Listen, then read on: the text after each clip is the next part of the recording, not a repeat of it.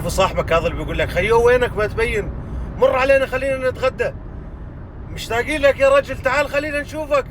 كل يوم ببعث لك هاي الرسالة، بيوم من الايام بتقرر بتقول بدي اروح لعنده، على قد ما انت ما هو مشتاق لك بتروح لعنده، تتصل عليه بتقول له وينك؟ أنا حواليك.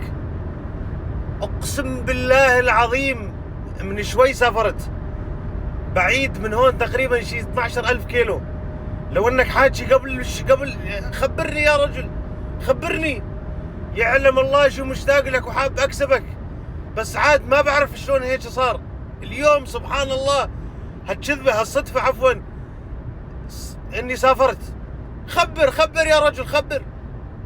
اميت راجع بتقول له انت اميت راجع، والله تقريبا بعد 2.5 سنين انت تكون روحت انت يعني والله العظيم بدي اتاخر شغل. خبرني يا رجل، يعلم الله قديش مشتاق لك يا ابوي، ما كذبني، مشتاق لك كثير، بس عاد ما بعرف شو بدي اقول لك والله العظيم.